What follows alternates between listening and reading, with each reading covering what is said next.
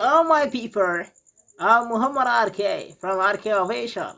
In this video, I'm gonna teach you one question which I've been asked repeatedly by different students from different schools. That question is, what is the language? What is the language? What is the language? In this video, I'm gonna teach you what is the language. Language is a system of human expression which are connected words which are intended for to communicate with people with different nationalities. So if you are learning English or language, what I get first priority is pronunciation of the language.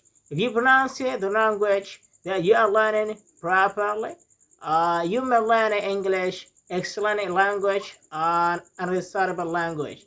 So, but if you pronounce the words of that language incorrectly, you may learn a poor and broken English, which nobody can understand. So I'm advising you to pronounce English language like native speakers, like Peter. If you're going to learn this language, get in touch with me. I will teach you like unforgettable and also unreliable if Allah says. So, tata for now.